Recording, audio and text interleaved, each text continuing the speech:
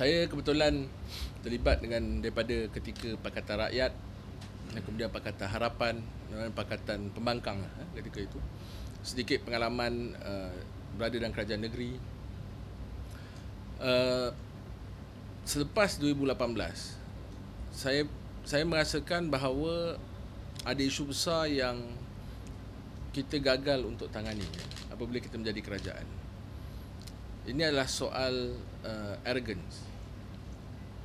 Kenapa saya menyebut arrogance atau sombong ini? Sombong ini bukan bermakna sombong kita bongkak atau apa. Kita lihat sebelum 2018, arrogance Barisan Nasional ketika itu, mereka merasakan, oh tak apa, kita buat corruption ni apa semua, kita rompak duit rakyat, Najib ambil duit rakyat, apa semua ni, tak apa, rakyat tetap akan sokong kita. That was arrogance.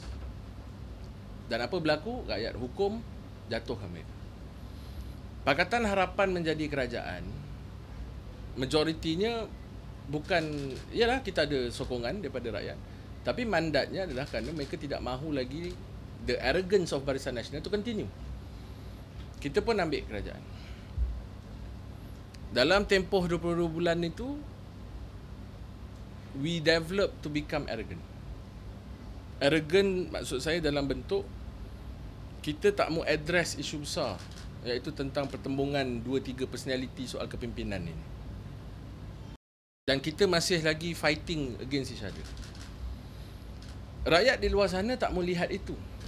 Rakyat di luar sana mau lihat PH masuk, deliver your promises dan juga perkara-perkara yang ingin lakukan.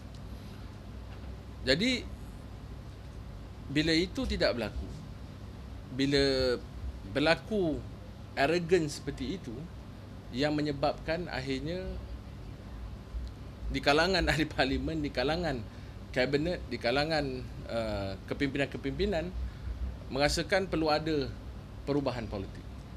Jadi sebab itu saya percaya itu juga yang menjadi masalah kepada PH ketika itu. But moving forward now kepada Perikatan Nasional, if we continue to become arrogant, dan Perikatan Nasional juga tidak akan mampu untuk bertahan. Arrogance maknanya you only talk about kepentingan kelompok, you hanya talk about kepentingan individu, you tidak mahu bercakap soal nation, soal negara. Sebab itu saya come out dengan artikel Latin Malaysia Kini produce about rekonsiliasi nasional.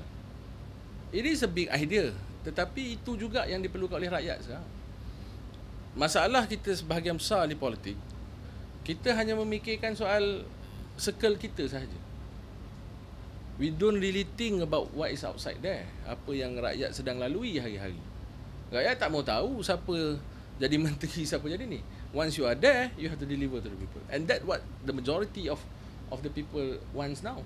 So itu pada saya yang berlaku sekarang, macam contoh di kalangan orang muda, ialah majority sekarang ni merasakan ada yang sangat upset dengan politik, ada yang sangat upset dengan apa yang berlaku ketika Sheraton Move. Saya faham itu reaksi normal kerana mereka keluar beramai-ramai untuk mengundi pada 2018.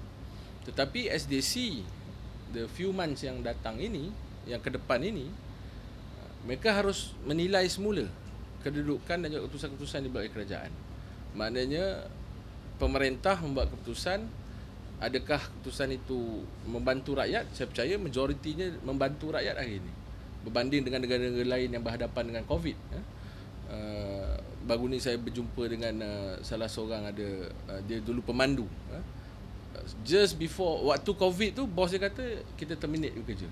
Tak ada sok-sok, tak ada apa, semua tak ada. EPF tak ada. So saya kata macam mana you survive? Oh, dapat bantuan prihatin. Okey lah, anak 5. Tidaklah saya kata selesa, tetapi ada buffer. Jadi benda-benda ini saya lihat di kalangan majoriti rakyat akan menilai ini. Jadi dalam masa yang sama, sebab tu saya sebut tadi, Perikatan Nasional harus fokus kepada ini. Yes, you can say, oh, saya ada ambition nak jadi menteri ke, jadi apa ke, ahli parlimen ke, semua, tetapi janganlah kita jadikan itu sebagai perkara utama dalam perbincangan kita secara terbuka.